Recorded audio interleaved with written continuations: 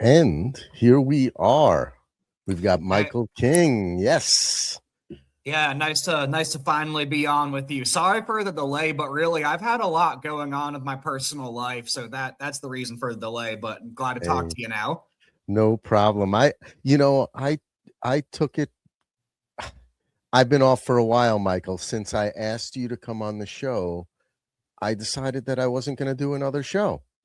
And so like I don't know. We'll get into it, but I decided that without having a solid audience that is going to come back and really drive home the message of what I'm going for, which is similar to the message that I saw you doing on X, and really wanted to have you because you're a bright guy. I'll just say that right off the bat. For me, I've seen more of you than you've seen of me. You suggested, why don't we both reintroduce ourselves, because we're both going to put it up on our platform. It's live on mine right now with a couple of people on it, and let's hope that more people come right now, and hopefully we get an audience to understand what exactly we're doing here together, Michael. Well, yeah, and I have a pretty my platform's growing decently fast for someone who's not like a federal operative that's boosted by the algorithm. So I'll be sure to plug your links and hopefully be able to grow you too. Because I'm getting close to 600 subs on YouTube now, and I've only been like regularly uploading for about 4 months. So that's decent growth, I think. Yep. I'm not sure where I am. I haven't been paying attention, but now you're gonna make me go and look. So Your Rumble's at about like 350, I think. Yeah, shoot, I've seen your YouTube. I've seen you do one with like Johnny Giovanni Cerici. So yeah, I forgot that's what your count was on that though. Yeah. I'm at 143 there with 232 videos. And, like you were saying about the being boosted or not, when I first started off, I was getting like 2,500 views a show, the very first few shows. And then all of a sudden it went, beep, Yeah. gone. Yeah. And I could take you, we'll probably get into why that happened because there's a whole story around it. But there's infiltrators among us. Let's just say Absolutely. that. Absolutely. Yeah. Yeah, I know exactly what you mean. And they've been going overtime since the Charlie Kirk shooting. Like, and that seems also like around the time you stopped making content. And I don't think that's a coincidence because like the grifters went overtime after that. And that's when the memes started taking off. And man, like the memes are like reprogramming people's worldview right now and like changing the political discourse. And the people falling for it, like, oh yeah, this is anti-establishment. It's like, no, like just because it's not coming from Fox News and CNN doesn't mean it's anti-establishment. So I don't know if the same thing has happened to you. I was talking about it with my wife the other day, but actually just yesterday, where a friend of mine, an old friend of mine from Wall Street came and we were talking about all this stuff. He's right where we are, but his wife is completely like not on board with everything. So he's been struggling with that. Right. And I said, well, that hasn't ever been the problem with my wife. But the thing was in the beginning, she was about 2 years behind me on the timeline. Right. And so while being on the same page on most things, she didn't fully understand it. Well, in the last couple of years, she's really caught up and she's now, pretty much right there with me. And I think what happens is for somebody like yourself who, and I'll let you go and introduce everything, about you and your past and where you are now in a second. But for somebody like you must have been able, like me and my wife, to be able to see through it in an instant. The moment she took the stage, I was able to see it. You know what I mean? There wasn't even a second of the discernment where I didn't know it. Before I knew all the facts, I could just see it from the signs that are there because they put out the signals. So once you know the signals like you do, Michael, you don't have to think about the content anymore. It's just the signals that are coming. if that makes sense. Well, I think I know what you mean, but it was a little bit of a process for me. Like at first, I was sort of taking my signals from other content creators, many of which would be platformed agents, people like Alex Jones, or you'd have some smaller channels, people doing like Bible prophecy stuff, but it would be like truth mixed with lie. I'm sure you know the kind of people I'm talking about. It's like they talk about the Trilateral Commission and get some things right, but it's like they'd also get a lot wrong. Like they if they take it back to Rome, they'd be running with sensationalist stuff about the Catholic Church, but they'd be getting a lot of things wrong because it's like, there are a lot of true conspiracies about the Catholic Church, for instance, but there's a lot of BS out there that can be easily falsified and discredit you.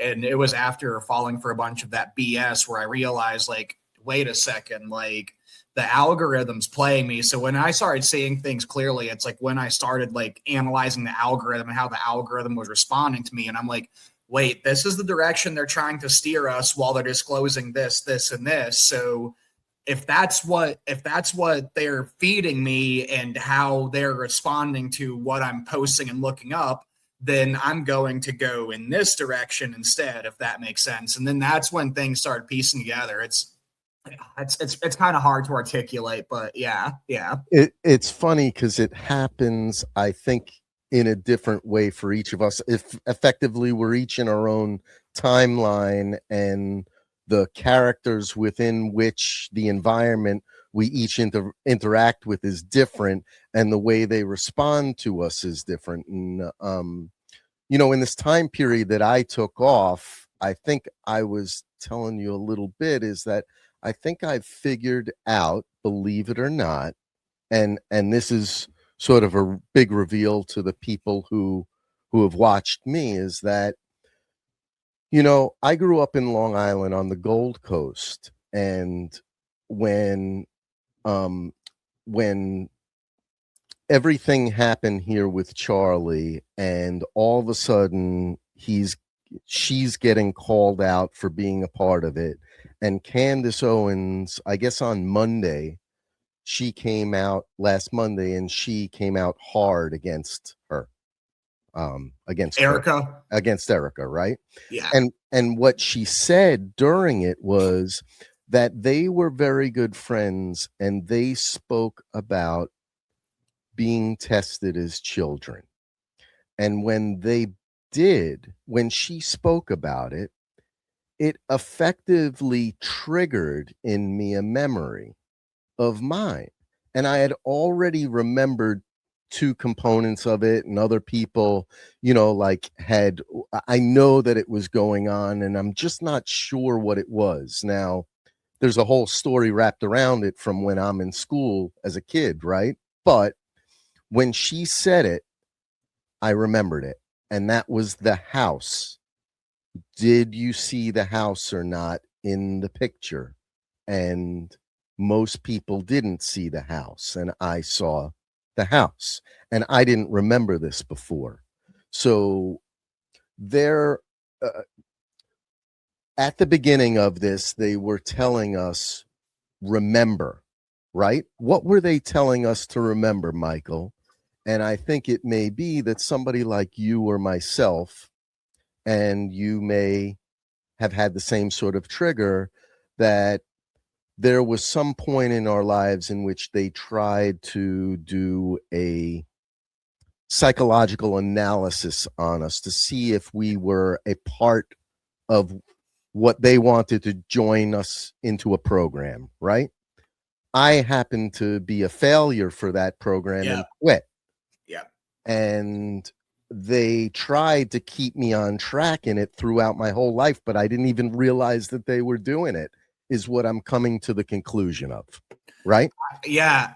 I've recently come to the same conclusion, because it's like I started off going into this, like they were thinking about putting me in like gifted program stuff when I was 8. It's like I tested off the charts for things like eyesight and IQ, and that doesn't really mean everything. But then it's like I still couldn't sit still, and I was like still failing classes. So they end up putting me in special ed instead. So I was put in the retard class and held back a year and then put on a bunch of drugs. So at first they put me on like amphetamines and SSRIs. Then I didn't really have any appetite. It's like I was kind of chubby in third grade and I thinned up because like I was pretty much on legal meth.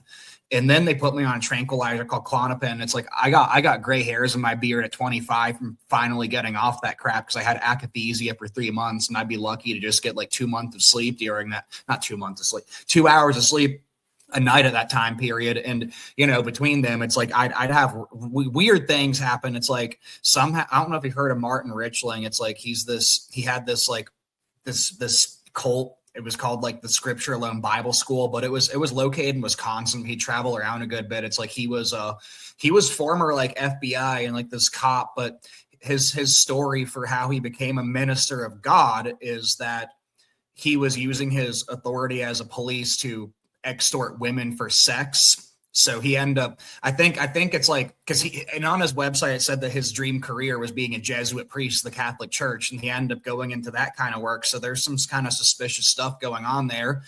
What I think happened is the first problem.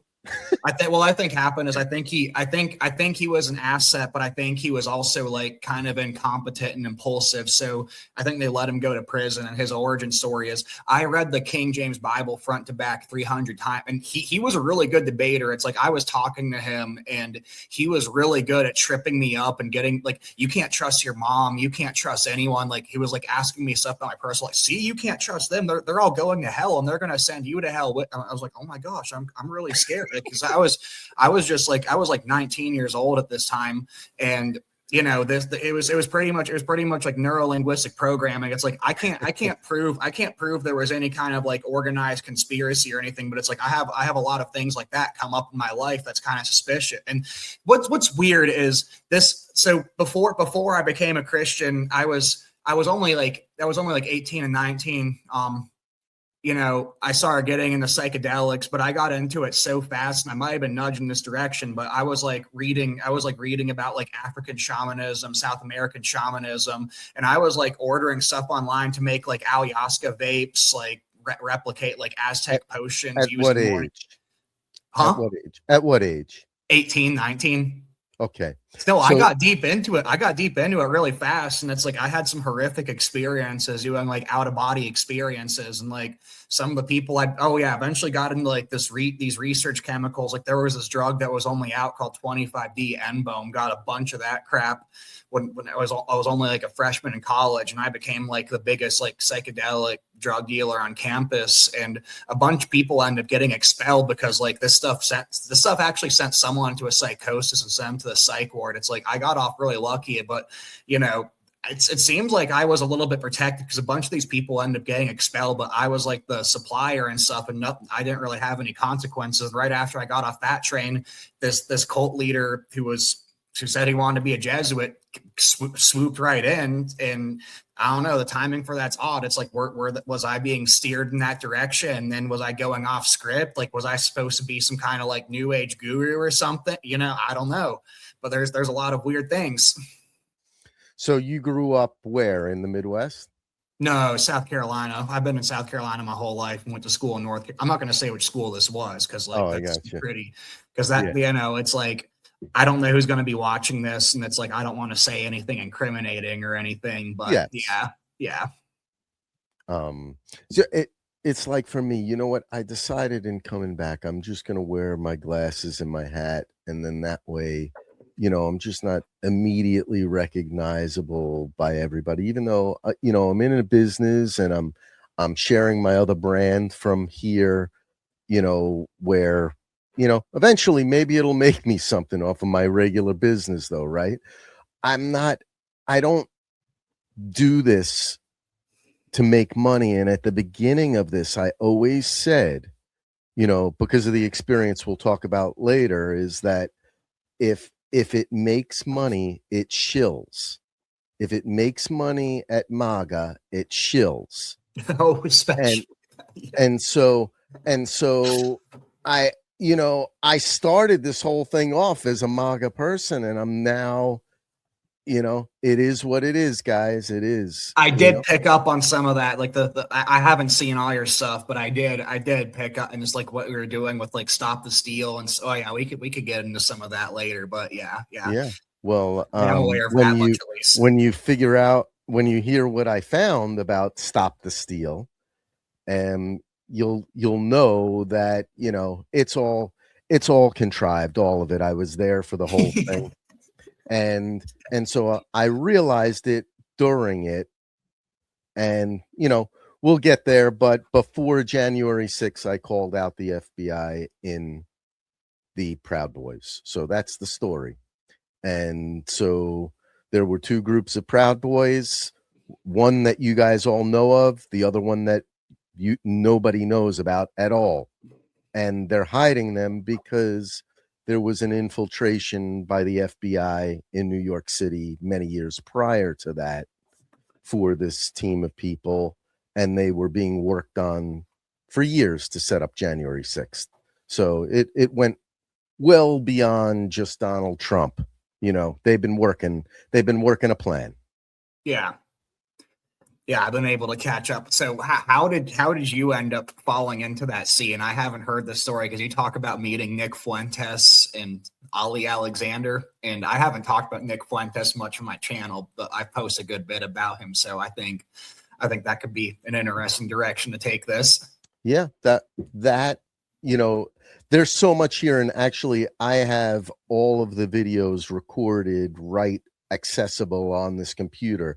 It would be a lot to get to everything, but essentially everything that I reveal to you in the timeline of what I went through is all recorded, because I recorded, not only did I make videos on each topic as they happened, but I also recorded every thought, every screenshot, every dig, everything that I've been doing for the last 7 years is in time sequence in a database. And so it's a huge database, but the thing about with technology is you can, you can keyword search all data, pictures, databases, PDFs, all via an Apple computer. You have the ability to search it via a single keyword and come up with it. So, if I were to go ahead and say search Clovis here, everything with Clovis in it, picture or word, in my entire database will come up with what I talked about for Clovis, or searched, or recorded. You know what I'm saying? And so it's become an extremely powerful tool for the people who have learned how to use that to their advantage. And this comes because you don't know this, but I spent 25 years on Wall Street, and I'm one of the many inventors of algorithms in equity trading. So there's a number of us. We were just talking about what the path was to get there. And I think for you, it's a good thing for me to start there, is that, like, as a kid, my parents divorced really young, and some weird things happened out on Long Island by the base, right? Now, you would just think that it's a normal childhood, but you couple in all of that testing plus very odd connections to strange historical figures and various things like forgetting about all the time I spent as a kid in Montauk, those types of things. What was actually going on in that? Well, when they were testing me in junior high and high school, I rebelled and I quit school at the end of 9th grade. So here I am. I'm one of the inventors of something mathematical on Wall Street, institutional trading, very high level. And I am a high school dropout. Why did I drop out? The very story we were talking about before. They were probing me and I didn't know whether they thought I was a genius or a retard. And so they didn't know I, whether I I was can a relate. genius or Yeah. a retard, just like you. And and so I couldn't they were saying I couldn't focus in class. That wasn't it. I think something was making me, like in math I could focus, but anything to do with reading, history, literature, I would I would totally zone out of the whole thing.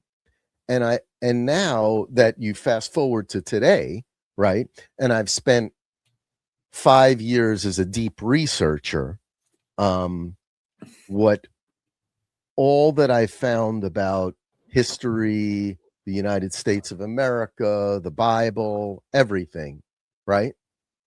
All leads me to understand why I rejected it all, why I dropped out of high school is because somehow my as a child I knew that it was all fake.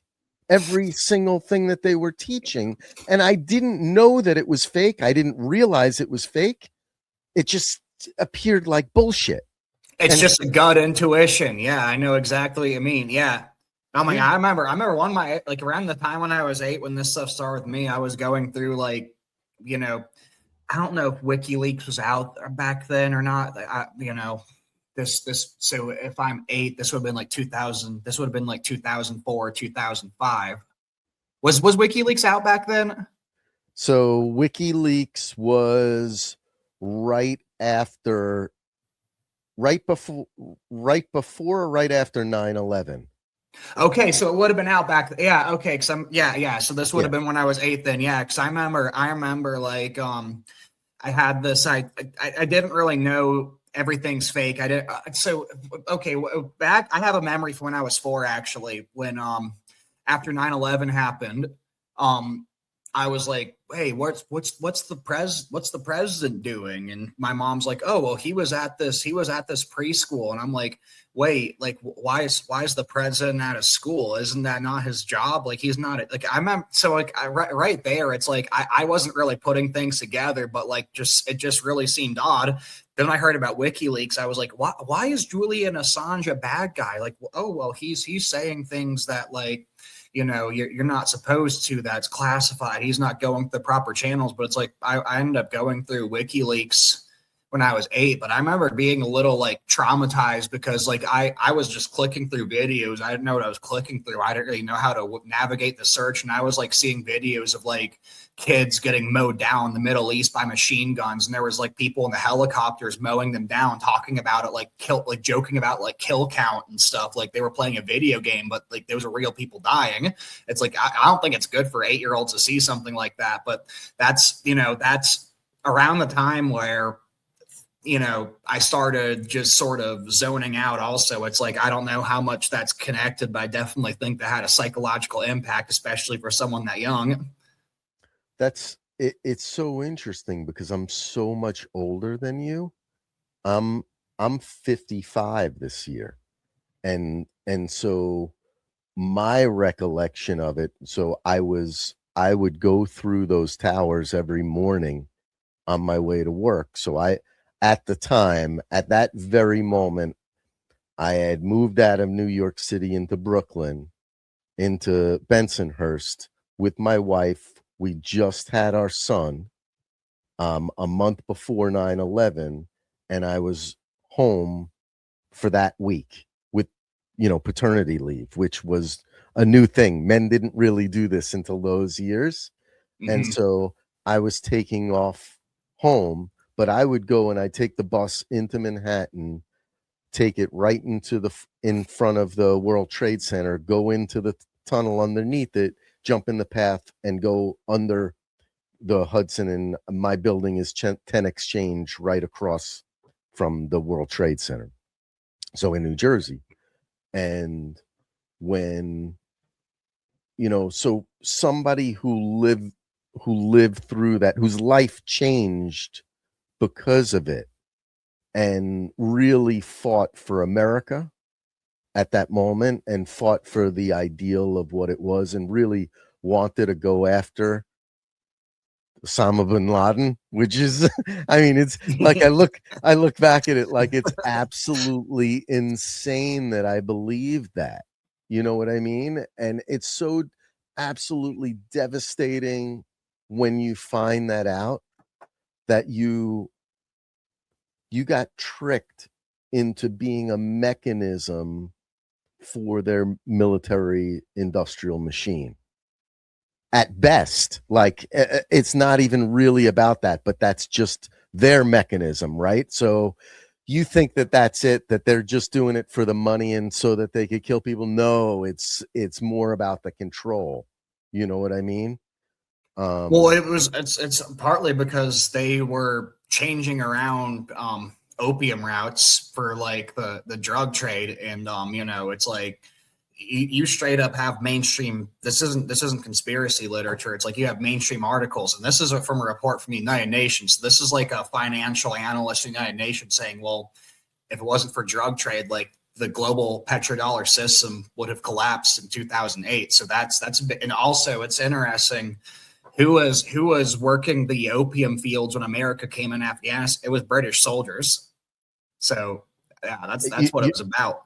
so you know what's crazy is what's coming out right now in the news is they're pushing a, hey, um he Epstein has ties to Bitcoin and the start of Bitcoin, right? Well, guess what? Well, I'm around for the start of Bitcoin. I was on Wall Street. I was a market maker in equities on Wall Street. I rejected buying it when it was 17 cents. You know, this thing was, so here's why I rejected buying it at 17 cents. And it's because it was obviously, so it was from the Silk Road. It was called the Silk Road. It was from what is it called?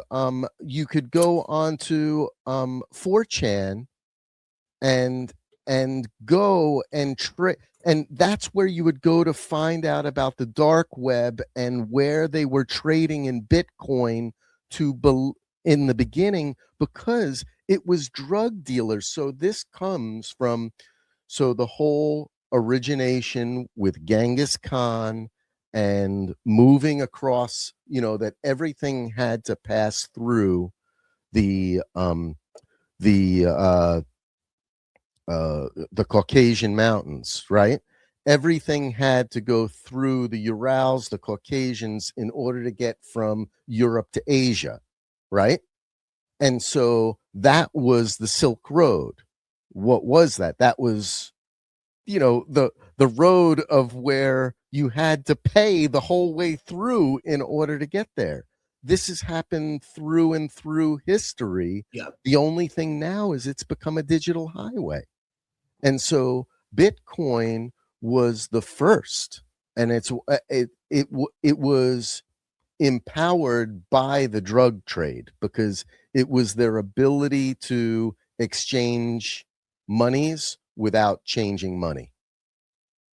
Well, also it's like if you think about it this way, it's like if you think about central banking and how currency works, it relies on trust. It's kind of a con job, con means confidence. It only works because we have confidence in the system. So like if you can just coin money, then give a loan to private banks and your buddies, then set interest rates, which we have to pay off.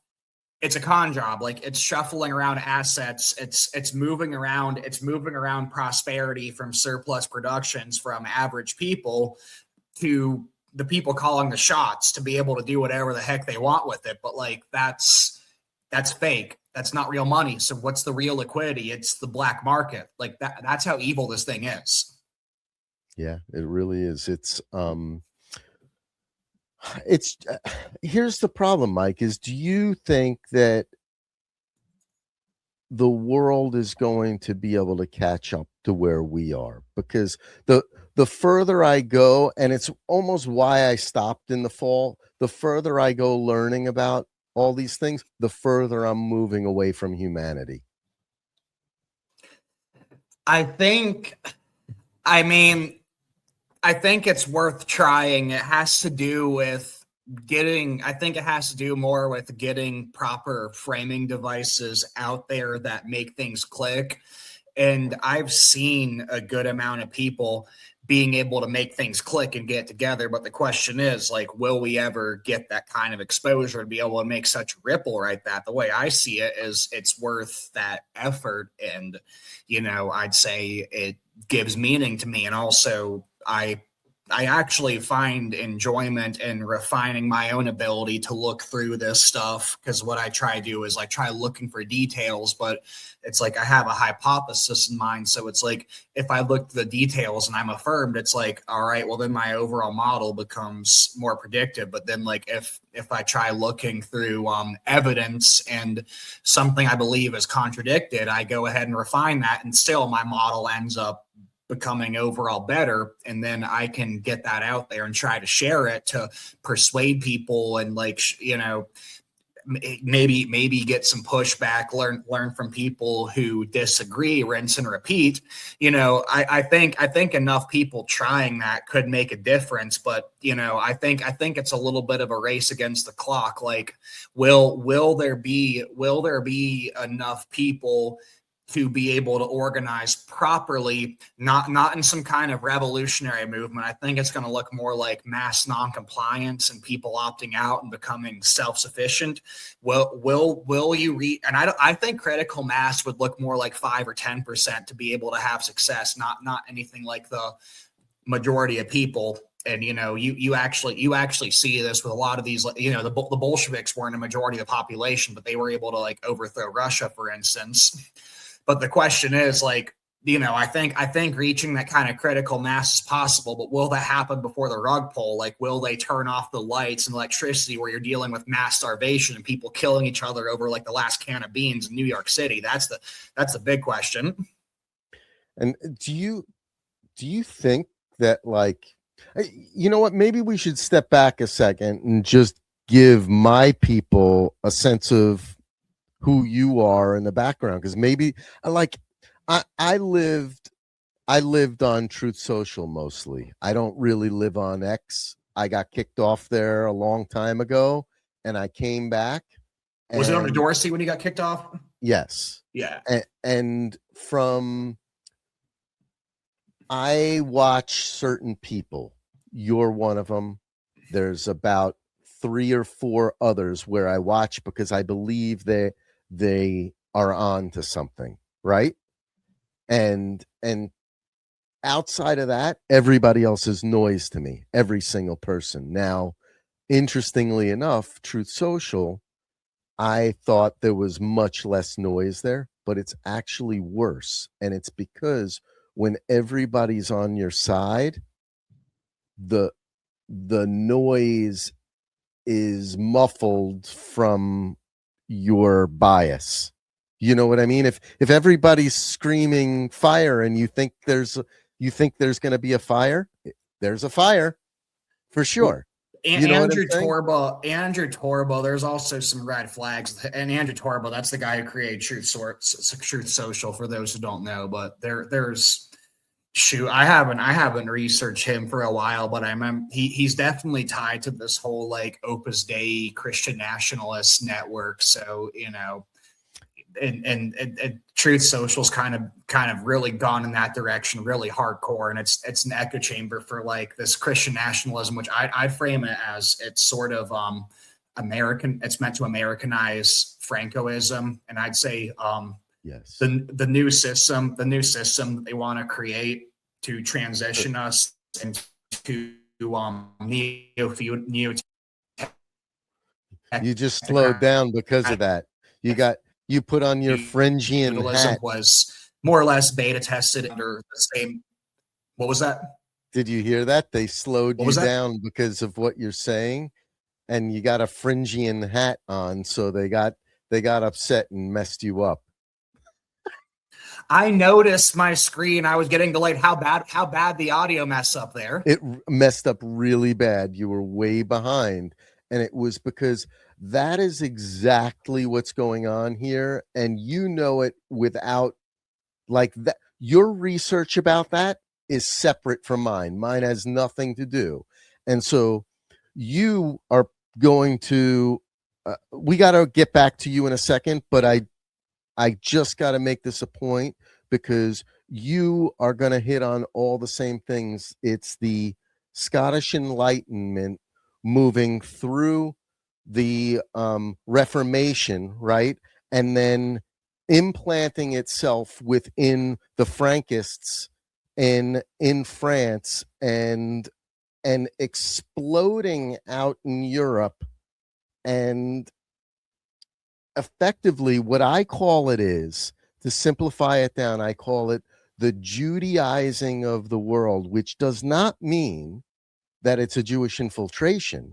No, but it's true that, yeah, like they're taking a metaphysical formula from Judaism and smashing it with Hermeticism. That's pretty much what Frankism is, and then they're exporting it all over into every single religion and infecting us all. Meanwhile, and this is my latest thing, and Michael, you are either going to be blown away or you're going to say, Mark, that's crazy. I came up with it too. So that they are really hiding the real Israel, which is America.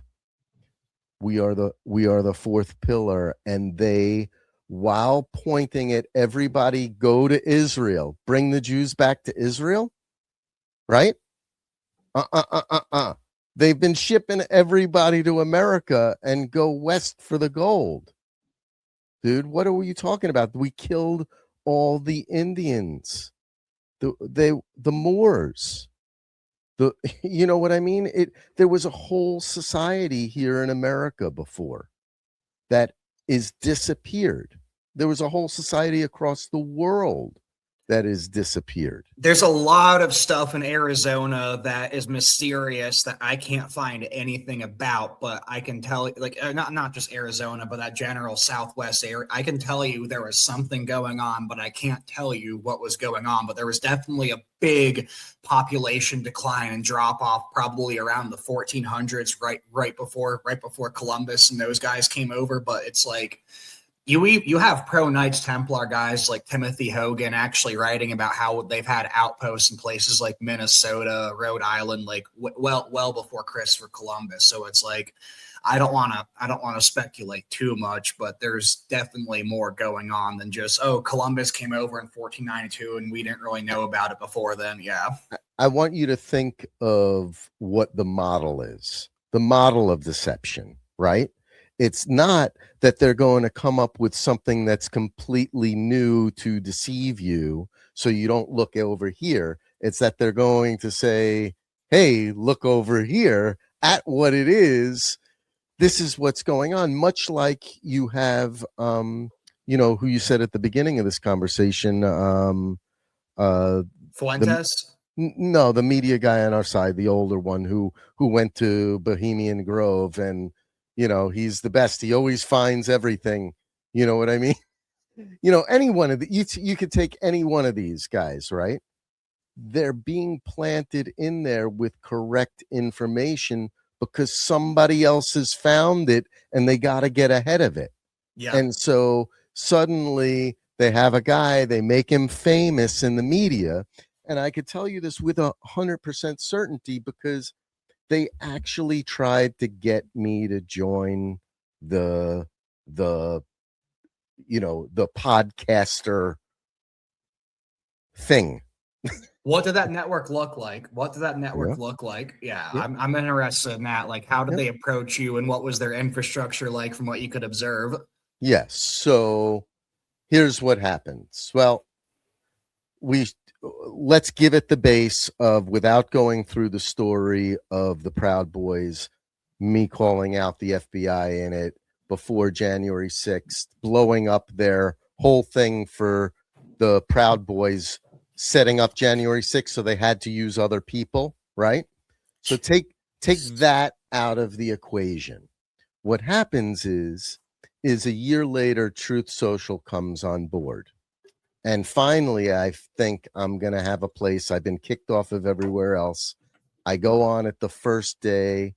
I do something called truth trains, build up a huge following, and with the intent of me changing tack and coming out once I reached, I think it was five or 10,000 followers, right? So that happens when I come out, all of a sudden, everything changed for me. Certain people came towards me, but it was like something changed, right? Well, these people, I noticed something weird is going on. So I already had Telegram from With the Proud Boys. So I started up a private channel and I invited one person who I thought, so I had became a Christian January 6th, the week after. I'm a Jew. And so, or You mean that like Ashkenaz, like what kind? I'm Ashkenazi is what is what you would think. However, and this gets really deep. I'm actually Wallachian, 50%. Do you know what that is? I've heard the term, but I can't really like give you historical background. Vlad the Impaler, Transylvania. That's Oh where okay. where Sabbatai Zevi is from. Yeah. Okay, or where he hid, right? Yeah. So, I definitely have some sort of a genetic tie to the whole thing. This is, you know, why I'm involved for some reason. Part of the reason why, right? You would think, right? So I'm also, all my history outside of that is gone. They disappeared it. So it's as far back as I can go, which sounds a lot like these people who came to America in the 1880s who got rebirthed. Maybe it wasn't me, my ancestors leaving in fear because they were Jews in Europe. Maybe it was something else, right? I don't know. Who knows? So wait, we were going back to, so The now infrastructure for the podcasting network. Yeah. Exactly. So now I make this, to make a long story short, I make a team of about 50 people on Telegram that I found on Truth Social that I think may have had what you would call a connection to Jesus. So I identified something that allowed me to identify whether people may have a real connection to God, because I felt I did, and I think I do, right? And so, and the first person, 100%, that was the truth. But what happened was, what I didn't realize was that they knew something about me that I didn't. And they were watching and they were infiltrating with people. And when people feed you with the correct information and you like it and it's smart, you bring them in, right? So what did they? I know exactly. So what did they do? Right? One by one. If it wasn't, it wasn't every one of them that was a shill, but enough of them were shills that all of them became a part of the shilldom, right? Yeah, I know exactly. Yeah. And that group no longer exists, but I have the whole database of all of the research, because it's where I wanted to go with you, which is I do something what I call triangulation, is when I find someone like you, Michael, I can go really far, because when I couple what I've researched and what I sense with what you do, with what one other person does, all of a sudden, when I'll put it to you this way. If you said, remember the ink blotter test where you opened it up and then somebody else did, and it all happened in the 7th grade? Do you remember when that happened? When they put the red and blue earphones on your head and told you it was a sound test, but it wasn't? Do you know, so if three people are saying that, it becomes a truth. right? If it's just a memory in my head, it's not necessarily, I may not be remembering it correctly, right? So when she said that, all of a sudden now the memory is real, right? So let's go back into what happens is, so now I'm infiltrated and don't know it. And one of the main people, who's my friend, the husband and wife, introduces me to a guy named George, and he's a podcaster with a guy named Lance, who I didn't know it at the time, but they were friends and doing podcasts with Pete Santilli. Well, Pete Santilli, I had a history with, and not a good one. It was my first podcaster that I had an incident with. The very first thing after the raid on January 6th, I got his number from somebody important in the whole January 6th thing, and Paul Russell Johnson. And he said that Pete Santilli was helping him. I called up Pete Santilli in the middle of the night. Pete Santilli freaked out on me because it was his special phone. Nobody was supposed to have it. We got into a huge argument, hung up on each other, started texting one another, calling he's telling me that he's going to expose me and dox me and out me. And he's like, "You're in big trouble now." I'm like, I left it alone after that. But what winds up happening is these two guys get introduced to me and say that they want me to come on their show to expose my January 6th thing, right? So I set up a time with them to do it, and the whole thing freaking blows up and goes in another direction. And I identify them as they weren't being real and were just baiting me for information to do that, right? And so what winds up happening is I call them out, and a bunch of 3%ers come out on their team trying to make threats on me. And Italian, it was the Knights of Malta. Yep.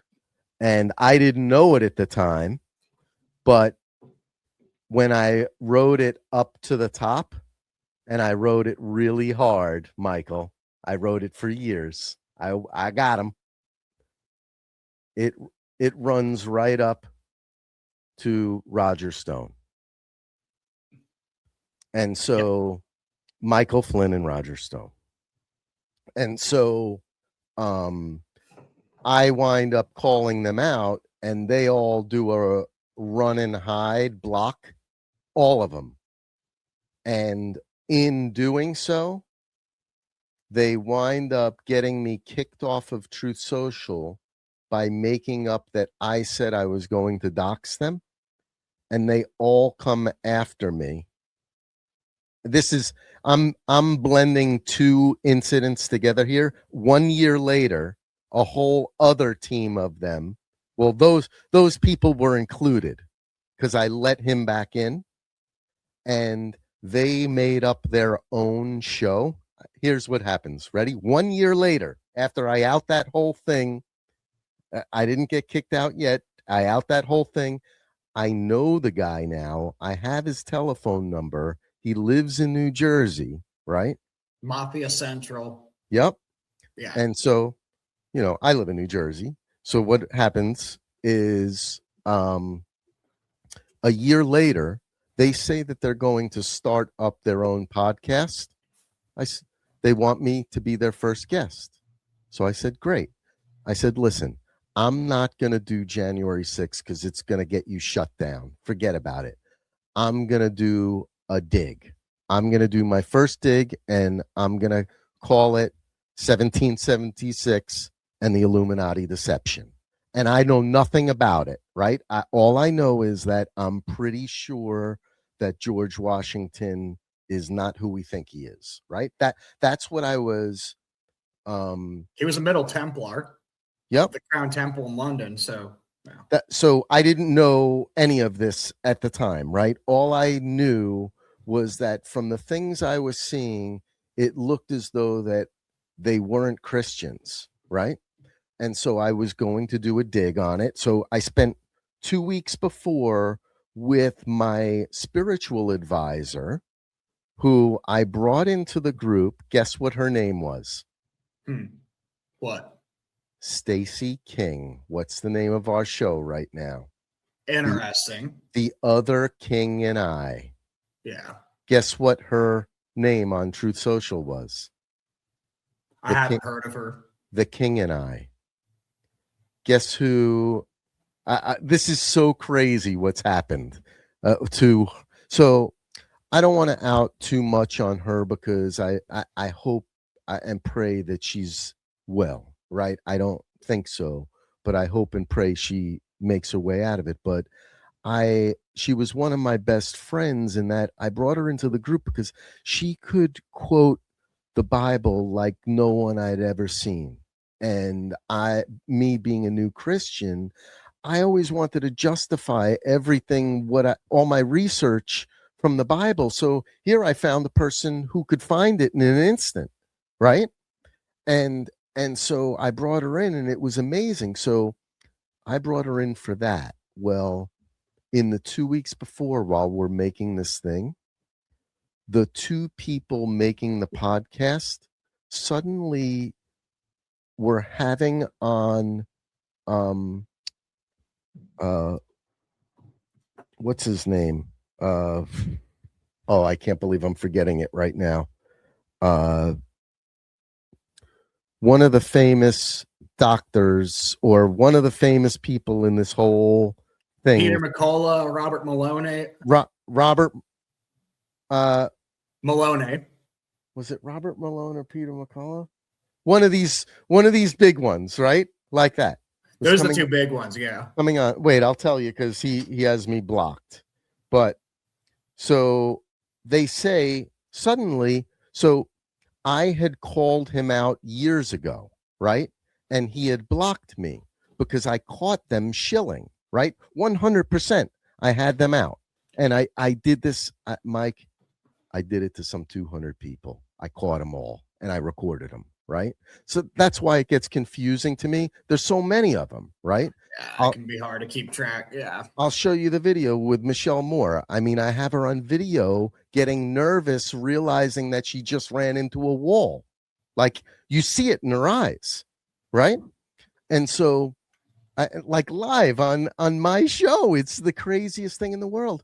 And it's my second most popular show. The most popular show right now is the one with Gianni. And, it's because they see his show and he's getting some good traction. So what winds up happening is they wind up putting him on before me. And I say to them, listen, you haven't been marketing the show. I want you to give me something so I can market it. They weren't doing anything for the 2 weeks. So I said, listen, I'm going to get StreamYard and I'm going to restream it at the same time on my channels. They bugged out, didn't want me to do it, and then wound up getting my partner, the King, and I to get into a fight with me while we've worked on this big research project. I'll show you the whole the thing was huge. It was like, it was like 80 pages when she was involved. And then she got mad at me and said I was being pushy with her about what the content was going to be. I'm like, it's my project. You're here to help me on it. And so they were pressing buttons on the other side, wound up blowing up the whole thing. I said, that's it. I'm doing a show on my own. Cut them out, did my first show on my own. And it was It was my biggest show ever, and I didn't know it because I was really doing the dig. Like, I did the research and then I did it live, and I didn't really realize what I was doing, but I exposed the fact that this country is a farce. It's all a lie, 100%. And I didn't know it at the time, but I proved it without knowing what I was about to prove. And so the very next show was actually called The Proofs of a Conspiracy, because God showed me the proofs of his conspiracy against Christianity and the and Europe, and then followed up with, well, actually, I touched the one about the US first, went back and read the one about Europe, and then came back and read the one about the US. And it became very clear to me what we were. And that is, we are a Hegelian, hence the other name, a Hegelian dialectic driven society based upon providence, not. You're looking at a synthesis of Christianity, but it's mixed. It's actually mixed with, in a lot of ways, the Canaanite mercantile system. And they're smashed together in a way where it's like it becomes less and less Christian over time, but you still have conditions where you can have surplus production and surplus value. But like we are the first ever civilization where our fundamental civilizational value is freedom. It's like you had aspects of this in the Celts and some of these Germanics, but it was blown up. It was blown up in America, and part of it, you can see people like John Dee and Francis Bacon planning this out a little bit. But Yes. Part of it is because frontier civilizations, in certain conditions, frontier civilizations where you can keep expanding outward, you have more places to conquer, but you also have less ties to urban-based institutions. They become more the essence of what the parent civilizations are than the parent civilizations itself. So when the emphasis is on like the Celtic freedom fighter culture, Germanic individualism, but then you synthesize this with these other kind of things, it ends up pretty much taking a life on its own. And it created conditions for surplus production and industrialization unlike any point in history. But it was essentially rolled out in a way where they're able to create central banks in this corporate structure that's able to extort the population without knowing about it. And part of it's because this value of freedom is very easy able to translate to pride. So it's like, oh my gosh, yeah, we the people run the show. Well, that's not actually true, but people are blinded by pride, so they don't realize it while they're getting extracted more and more and more. And eventually you inject this. So when the frontier era wins, like there's a sense in which frontier era, like it was a brilliant civilization. It was a brilliant culture. Like there's never been anything like it, even if it's fake. Like you can still say it was a brilliant culture. I think that's fair, and I think both those can be true at the same time. But as you filled in the frontier and it urbanized, you get this giant urban monoculture. But guess what? We are in a sense. We have been the model to export this giant monoculture globally, and like it's completely eroding other civilizations. Like the kind of what if that was by design, though? I'm saying it is by design. Yeah. Okay, just let us finish the point. Yeah. Like look at Southeast Asia, for instance. Their cultures are being eroded because like they don't really have the kind of cultural backbone for being able to integrate delayed gratification. So you have this giant, you have even worse problems with people being addicted to screens in Southeast Asia than in the United States. Like it definitely is bad in the United States, but it's actually becoming worse. It's actually becoming worse in Southeast Asia. And there's actually some interesting studies done on this, but yeah, I think you wanted to go somewhere with that. Well, I think I got lost there for a second in my thoughts while listening to you.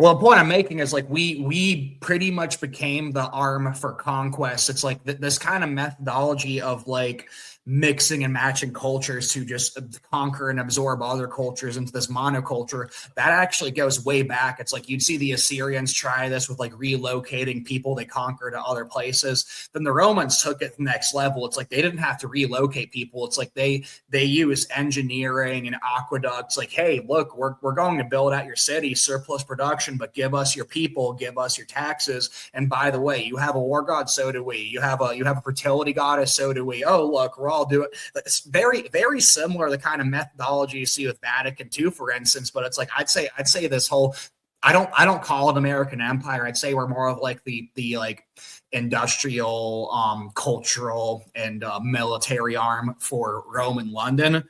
Like that's who I think like the people running our country end up serving. But yeah, like we take this ancient methodology to a next level, unlike anything ever seen in history, I think. Yep. So I struggle with our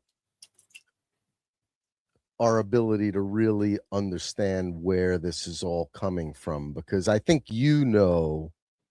it's even worse than that. Like you want to take it back to the Roman Empire, and you want to take it back to Remus, and you know what I'm saying?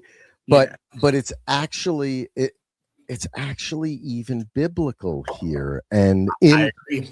In my research here, it's one of my shows, is we actually found what they're looking to do. And it is they truly believe that they are going to here's my belief. They want exactly the same thing that Christians want to happen, the same exact thing that Jews want to happen, the same exact thing that Muslims want to happen, except their ending to the story is different. And so we're all rowing destiny in the same exact direction. We're helping them achieve where they want to get to. And the only difference is they believe it's going to end differently, and that God is going to lose, right? And that the Antichrist is going to win. And, what I found in that was Jeremiah, I believe it's 33:20, where, and maybe we should pull it up to check, but let me pull it up and we'll see it. You're a believer, correct? Yeah. And I mean, like the more I look into biblical history and archaeology, it's like there's a lot more conspiracy theories coming out where it's like, oh my gosh, like the Christianity is an invention of the Roman Empire. Oh my gosh, like look, the Old Testament was cobbled together and stolen from all these myths. It can look like that because actually, when you're looking at these like ancient gods, so like when you see these craftsman gods, they are taking legends from pre-flood people like Tubal-Cain, who would have longer lifespans, and legends about them, and smashing together with people like Noah and Japheth, who are also craftsmen. And then eventually they get deified, and people create new civilizations to subvert social orders after the flood. Are like, oh my gosh, yeah, we're descended from these guys, and these guys are gods, so we're descendants from gods too. So that's where you get your whole divine right of kings from. But like there is so much harmony between like ancient history and ancient myths in the Old Testament. And people will say, look, like a lot of these books are written before the Old Testament, so therefore the Old Testament's copying them. But the way I see it is it actually makes more sense if the Old Testament's giving the correct account and those are real historic events, and then these figures are being retconned into gods that real people are actually descended from, and they're using that to claim legitimacy for being able to invade other places when like originally Noah and his descendants were trying to keep things peaceful. So they're like making up stuff to be able to usurp and then create this new priest class able to justify propaganda for a new warrior king class and all that. It's all the misappropriation, everything, every single thing. They take something good and they make it bad. You know what I mean? Exactly. They take something bad and they make it good. I just want to say this. One of the conspiracy theories coming out is that like, oh, Baal is a reinvention of Nimrod and sun god's reinvention of Nimrod and all this. It all comes from Mystery Babylon. It's like I think there's a sense in which a lot of it comes from Mystery Babylon, but I actually think a lot of that's a psyop because, like, if you look at the appearances of the pre-incarnate Christ in the Old Testament, he's coming very bright. Like he was walking with Adam, he was walking with Enoch, he was making pre-flood and actually post-flood appearances to people, and he was glowing. That's actually where sun gods like Ra came from. And eventually, they'd be anthropomorphized. Then same thing with Baal, the storm. Like people, oh yeah. So these people on X who push these theories about like all this coming from Nimrod, they take this from Alexander Hislop and researchers like that, but they get a lot of things wrong. Like they'll say things like Baal is a sun god. That's BS. Like there's no single primary source that like links Baal. Oh yeah, Baal's sun god, therefore Nimrod. Like, BS. Like he was a storm god. So where I've concluded where that actually comes from is look at the book of Job. So Elihu the Tivite in the book of Job is actually Esau's eldest son. So Job would have been in Saudi Arabia and a king there, and he would have become a priest contemporary with Esau and his sons in about 1800 BC. So where do all these storm gods come from? Well, in Job, you have God appearing to Job in the thunder, and you have other witnesses to that. So then when that goes up to the Canaanite region, the Amorites, that becomes Baal. And when that goes up to Turkey and goes to these Japhetite, which would be the Indo-Europeans and the Aryans, that becomes people like Thor, Odin, Zeus, and that like Zeus ends up getting mixed the bowl of heaven. I believe that was actually like a fallen angel that was straight up impregnating women to make Nephilim. There's some people who don't think Nephilim means that and all that. We that might not be worth getting into, but the bowl of heaven, it's pretty interesting. Zeus ends up turning into a bowl and impregnating women to make like demigod figures. So yeah. I got to come back to you for a second for what you just said, because all of these people mimicking each other through history, you can really go back and say that these are the fallen angels, and they, believe it or not, Michael, it's so freaking crazy. But at the beginning of Truth Social, I isolated a guy who, in my opinion, that's what he was representing. And on his thing, on his explanation of who he was, he had Azazel, and he had a couple other things in his name who made me latch onto him. Now, what I would do was I would watch people, and the smarter that they seemed to be in their reactions made me watch them more.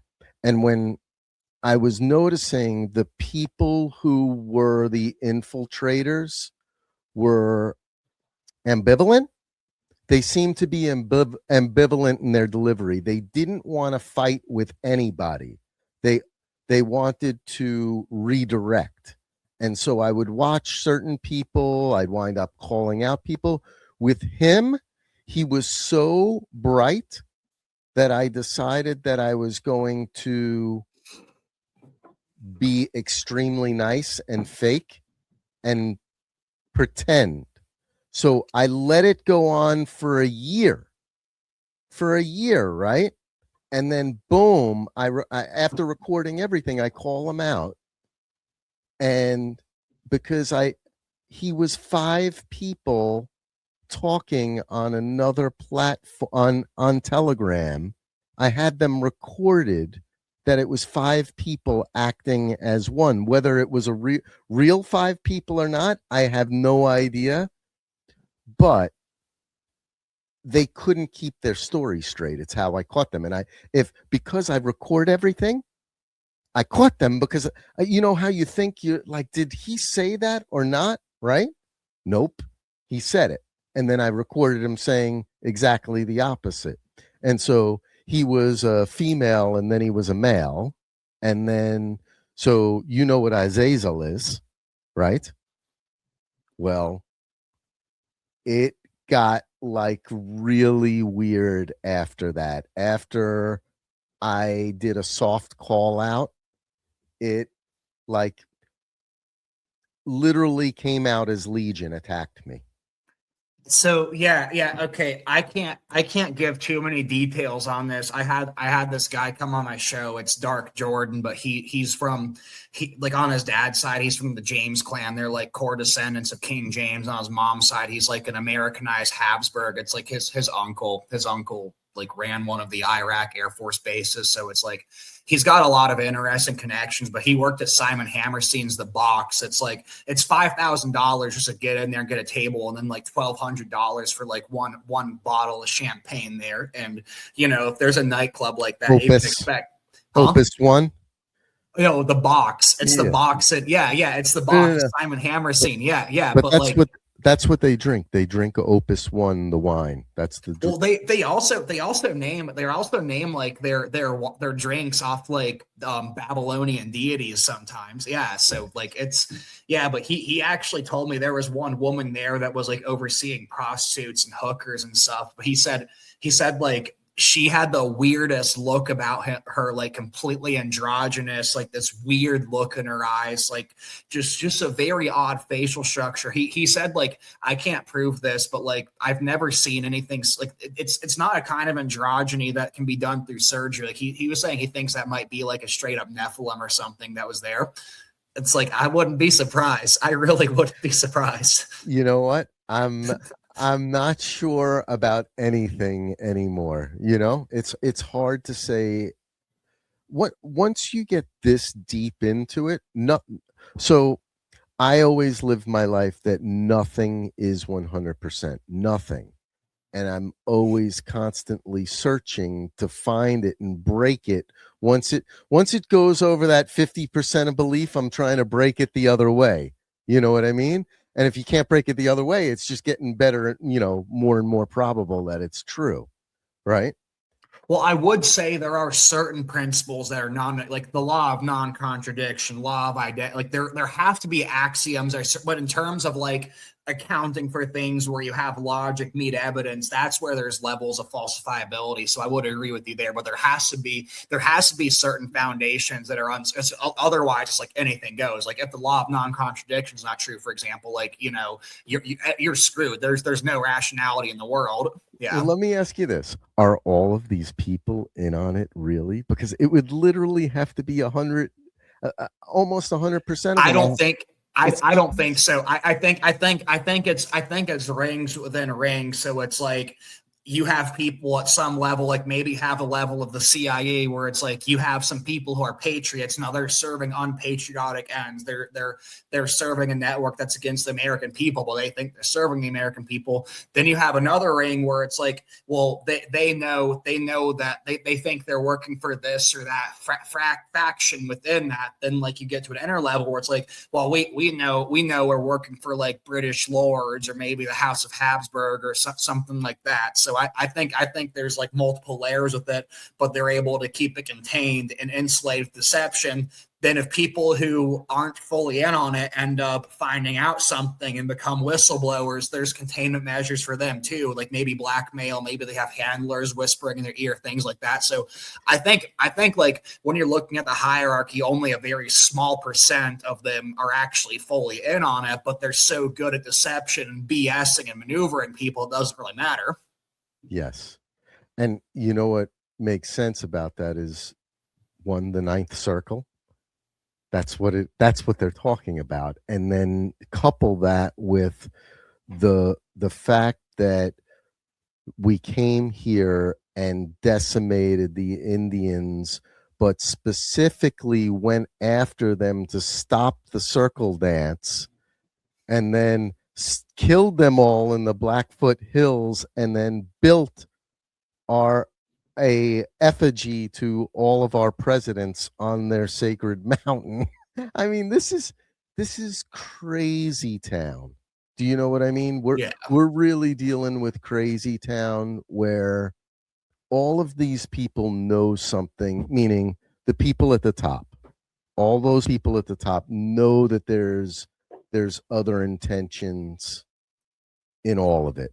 And we're just sort of along for the ride.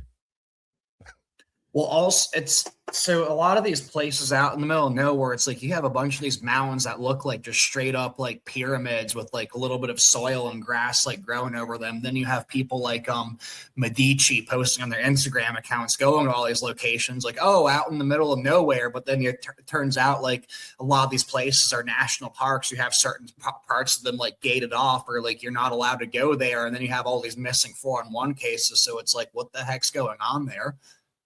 It's it's crazy.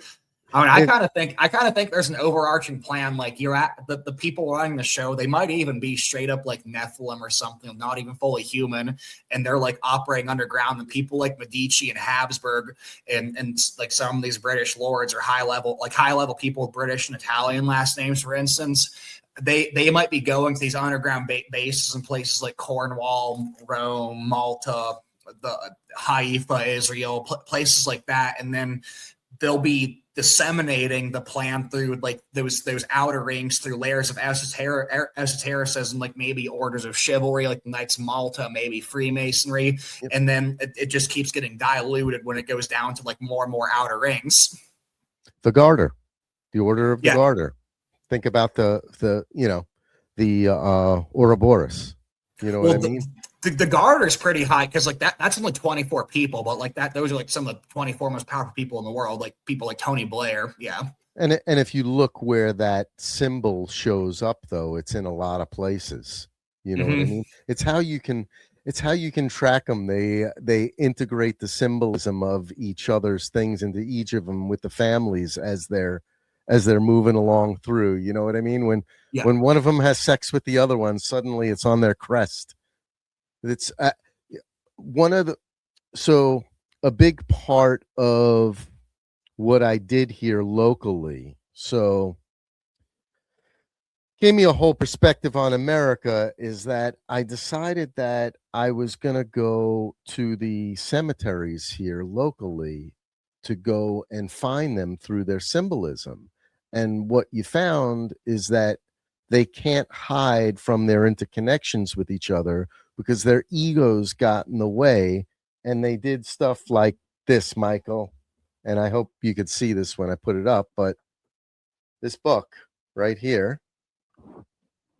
The colossal. Well, for some reason, you hold it up like your banner in the background keeps like covering it up. The Society of. Yeah, now, like your for some reason Hey, your hold on, banner in the background is hold on. covering both the book and your face. Like all that's there is like the lion with that shield and the crown over it. Like that's all I see right now. If you look back at the video, State of New Jersey yearbook, okay, 1933. Now I see it. Yeah, Society of Colonial Wars. There we go. But look back over the playthrough at the 1 hour, 29 minute, 18 minute, not 20. Oh shoot, it would be a little bit earlier Yeah, than I that. know. Like it glitched out. It really glitched out. I see it. But what it is these people are so egotistical that they've got to record everything about themselves. And they hold these things in secret, but every once in a while you'll walk into a bookstore if you dare go looking for their stuff and you'll find stuff. So what this is in every state every year the sons of the revolution and the daughters of the revolution all write a state book of all their interconnections from their families to all the people back from colonial times who were in the revolutionary war. So there's all these people who have a really big commitment to their genealogy back to the revolutionary people, right?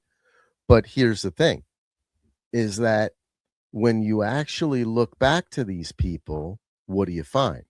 Well, I'm living in the place where something unusual happened, Mike. So there was something in the US where I'm going to try and break it down really quickly. It's a lot. But the William Penn, he went back from America, he went back to England, and he went with William Meade and he got himself arrested preaching in the streets of London. He did it on purpose, is what most people don't realize. And the reason why he did it was he was going to prove a point, right? In that it wasn't a free society. You couldn't go ahead and speak, and he was going to get arrested, well, for doing nothing wrong.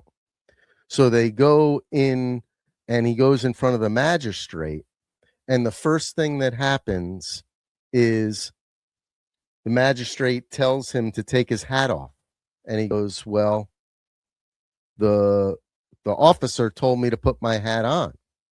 And he goes, no, take your hat off. And he fined them for having their hat on. It was a inside job to get them fined, to start off the whole thing, to get them uncomfortable, right?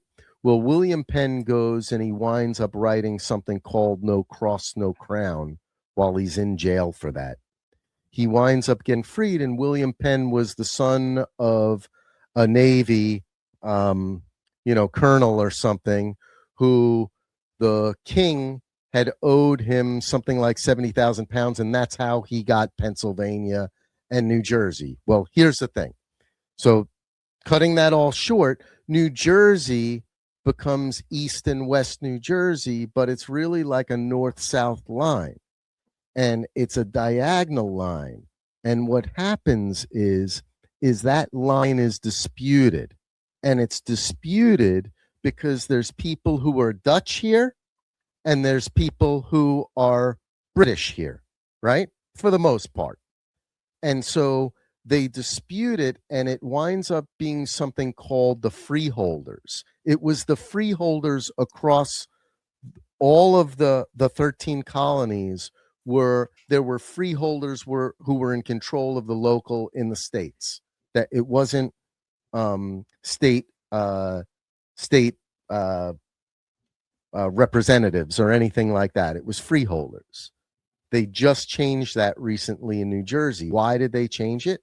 Because they want to hide it for a reason. Why? Because what that fight was over was not only about what the individual residents were. They wanted to be the people who were,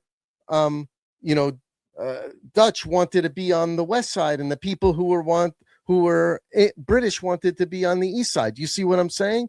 So they were locals fighting one another to be on the other side because that was their home country, right? And this was going on all throughout the 13 colonies. But here in New York, there was already a mixing of everyone, right? So we were all living together here. And so it becomes now, all of a sudden, think about this. One day, 1775, it pops off. Lincoln and Concord, right? That was the thing, right? Guess what? Lie. The people of Concord are blamed for shooting the first shot at the Redcoats. Not true. Nope. It was a lie. 50 years later, the people of Concord come out and write a book, a guy by the name of Ezra.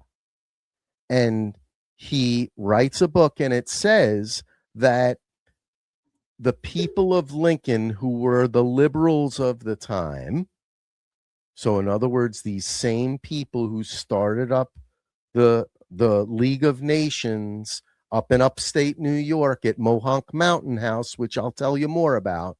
Yeah. Which becomes the UN.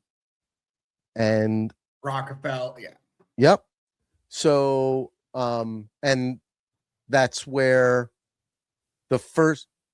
this is so crazy, Michael. I spent my first Christmas, a Jewish kid, at 4 or 5 years old at that Mohonk Mountain House by that same fireplace that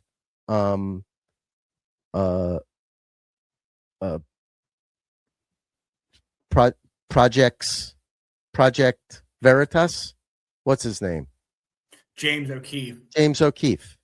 when he gave his first speech about two things.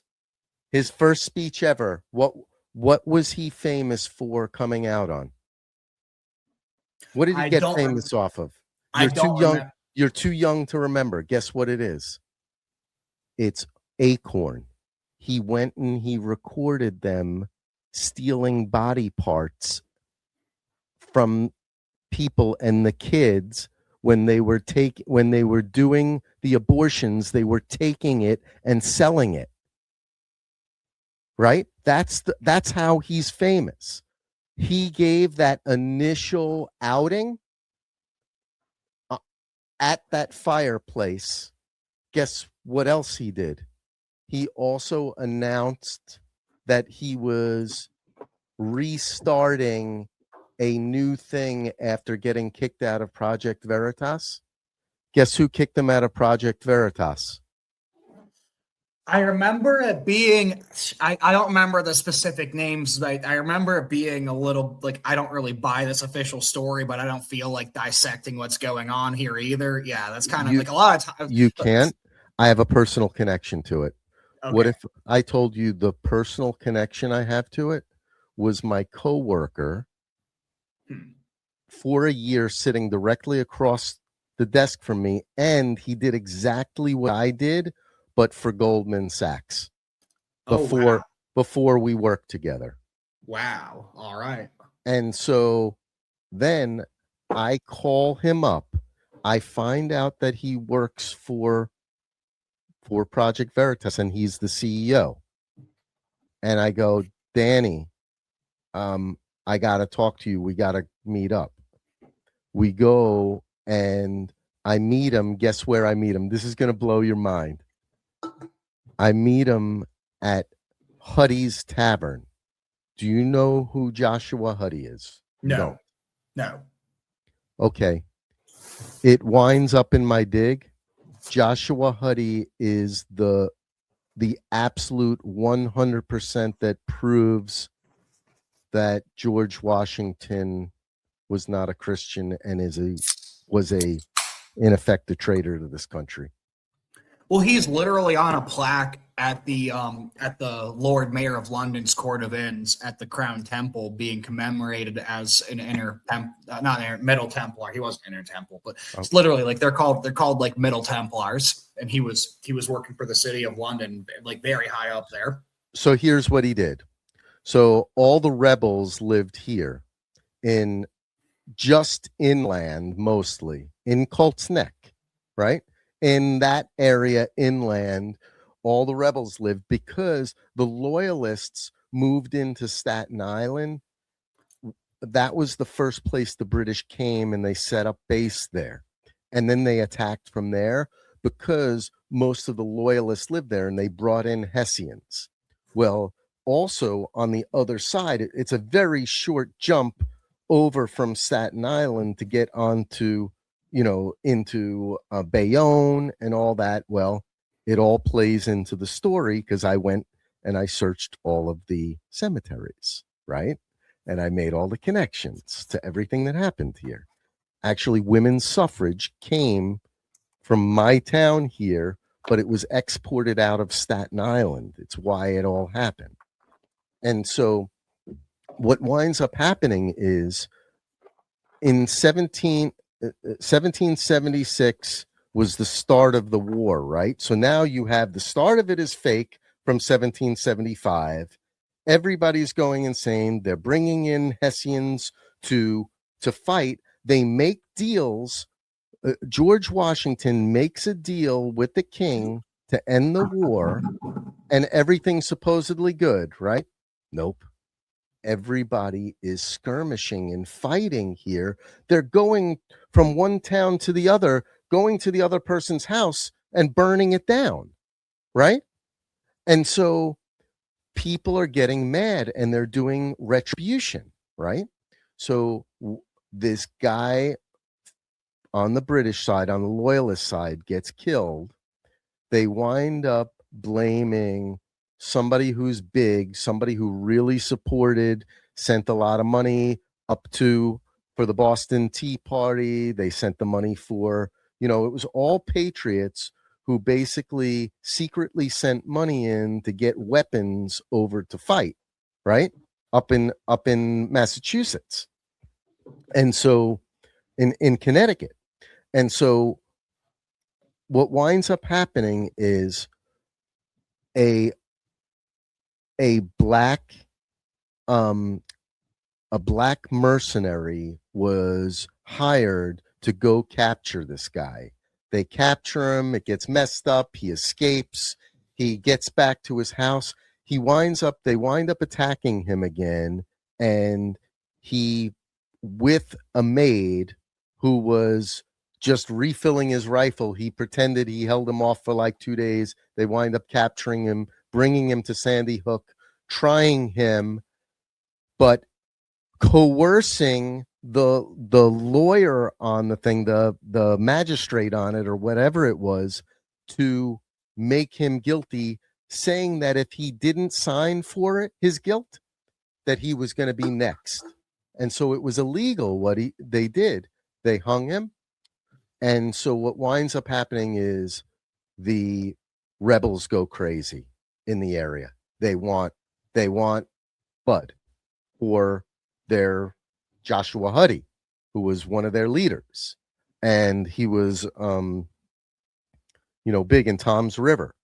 And so Washington is trying to negotiate. He's going up to the Continental Congress, and he's trying to come to a reasonable conclusion. And what he does after going up there like 8 times is he negotiates that the loyalists are in Staten Island and northern New Jersey are going to have to come together in Bergen County at a Freemason lodge, and they're going to pick straws about who is going to pay the price and go to jail for Joshua Huddy's death.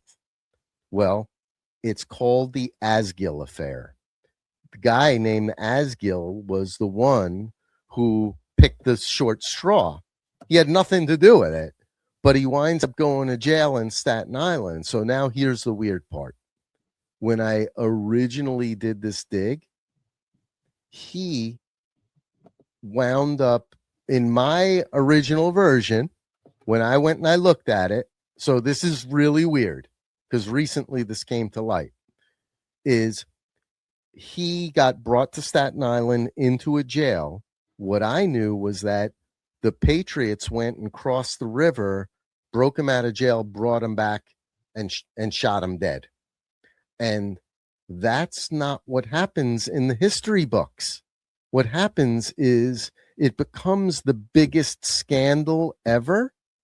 His mother in Germany begs for mercy, and they wind up releasing him back to Germany years later. But here's the thing. George Washington negotiated a way to make it all go away.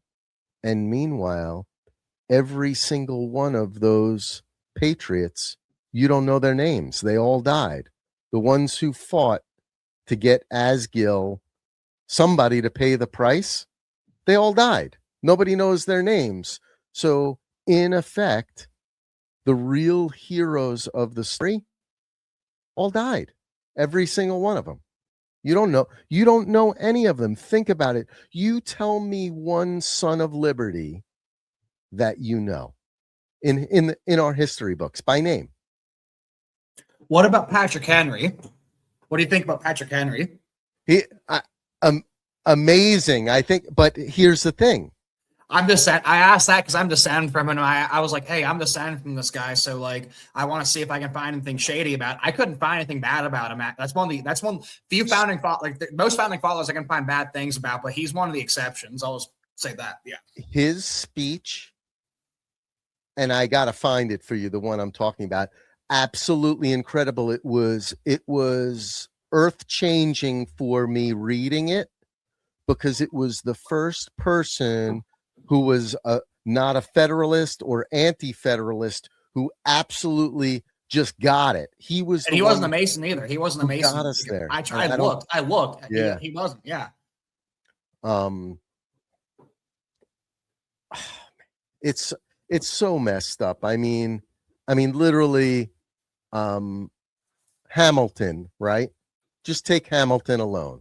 He's been getting they have been blowing up Hamilton's public relations perception lately, and I don't think that's a coincidence. Like the Hamilton play and stuff. Like, yeah, no. I don't like. Yeah.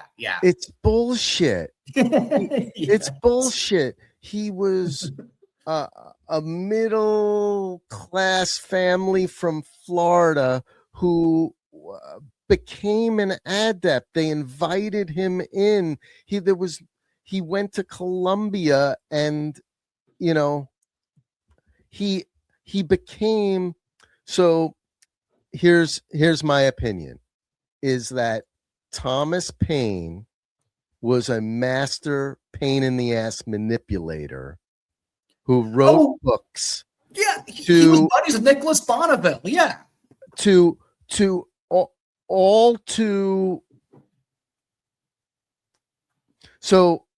I am an Adam Smith economist from college. I graduated from Stony Brook University with a degree in economics. I'm an Adam Smith economist. I always believed in it. When you go back and you read the whole setup of everything now, I realized that it was just a mechanism to bring in Scottish Enlightenment behavior and this Gnostic Druid freaking world we're living in to some whatever fruition they're trying to bring about. And actually, we should go back to that, because you and I really have so much we could talk about. But this thing, right? This is important, because I think this is what the source is, Mike, is that, look at this. Let me just read this to you. Thus, okay. And the word of the Lord came unto Jeremiah, saying, thus saith the Lord, if you can. Why is this in the way for me? Hold on, let me get this out of my way. There we go. Thus saith the Lord, if you can break my covenant of the day and my covenant of the night, that there should not be day or night in their season, then may my covenant be broken with David. What the heck? How do I get rid of this? You can skip the ad. Yeah, it's a pain. It's not leaving. What the heck? I can't get rid of it. All right, hold on. Wait 1 second. My Bible app doesn't do this. I don't have this issue. Hold on, let me. But I'll say the Scottish Enlightenment actually, I'd say it's 95% right. It's the Canaanite Druidism stuff laced in there that then can be exported to a frontier civilization, which then can be synthesized with other weird stuff going on in France and Germany. That's the big problem. Yes. And that's like nothing within itself is bad, right? But it became a mechanism. The economic system is a mechanism for them to control us. We think it's a method for the wealth of nations, right? It makes sense, and we've become very wealthy from it, but it's a false wealth. We are levered.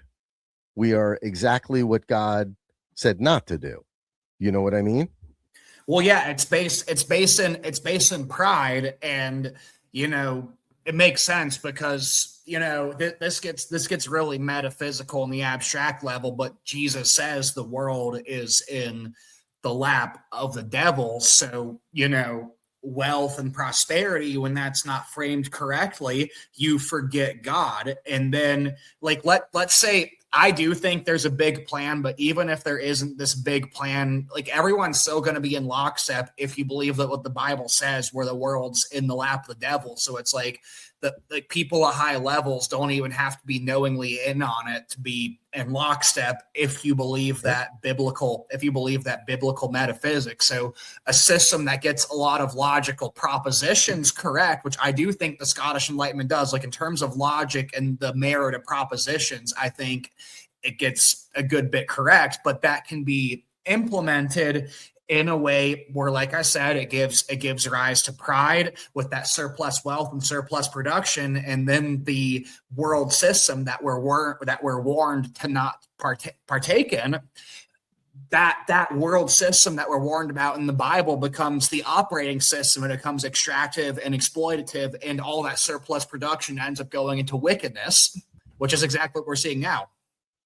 Yep. So look at this. Let me read this. So, thus saith the Lord, if you can break my covenant of the day and my covenant of the night, that there should not be day or night in their season, then my covenant be broken with David, my servant, that he should not have a son to reign upon the throne, and with the Levites and priests my ministers. As the army of heaven cannot be numbered, neither the sand of the sea measured, so will I multiply the seeds of David my servant and the Levites that minister unto me.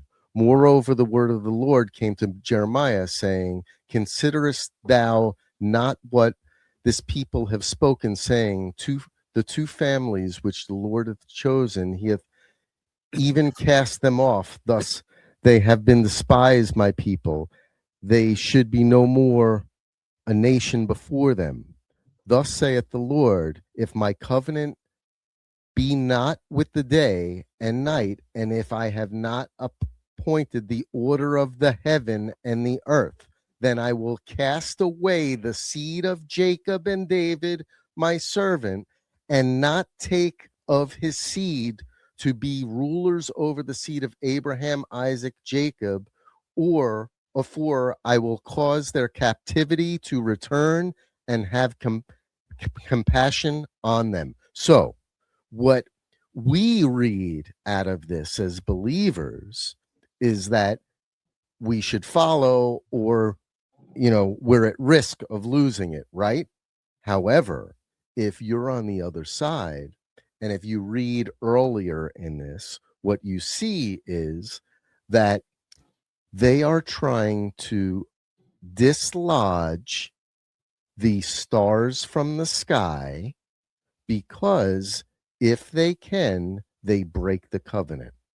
And so this has been playing over and over in many of our lives, I believe, and it's playing off in my life, where I literally have a person who came in and stole my birthright within my family.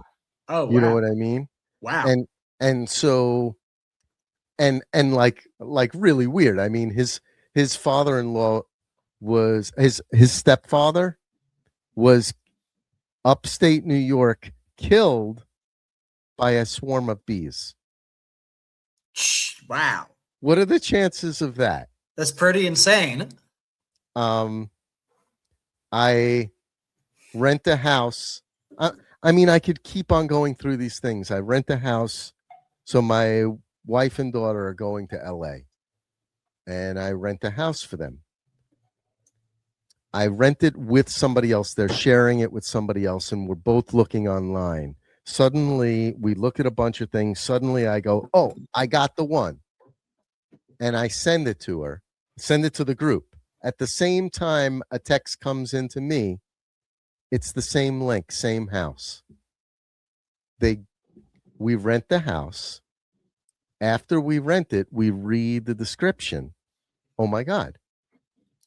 It was Ronald Reagan's former residence. And so we're bugged out because of the way it came. They go there, and I could show you the pictures right on here. Michael, they go around, they show me, they're so bugged out because of what's there. So over the fireplace, there's a huge crest over it, and it looks like it is like Knights Templar, right? With lions on it. the lions exactly like the correct lions from Lion of Judah. Same thing that's on my thing right down here, right? Yeah. Same exact thing. And so then same exact thing is on Trump's thing, right? Trump's thing has exactly those lions. So they go into there's all this like sort of memorabilia that's there, but then also outside on the deck there's a pool, and it's all like um tile work. It's beautiful. And then in the back there's a huge clay oven, a beehive oven. It's huge. And in the front of it, the door that blocks it, guess what? Guess what's on the door? Well, what's it? The beehive is also like the Mormon symbol too. So just want Yes. to point that out. Yeah. Yes. But why is it the Mormon symbol? Because they're occultists. They're occultists. You know what I mean? It's that's their the Merovingian, it's one of the symbols that from their sect of the Merovingians. Yeah, Napoleon Bonaparte actually revived it when he crowned himself like the new pretty much Roman emperor, essentially. Yeah. He revived like the Merovingian. Yeah, I actually have a post about that. What do you make of his what do you make of him? Napoleon Bonaparte? Yeah, because I mean, so there's more romantic. There is. I have not seen a single historic figure that like doesn't have more like romanticized BS on them than Napoleon Bonaparte. Like seriously, like there's more literature produced about him per year than pretty much like almost any historic figure.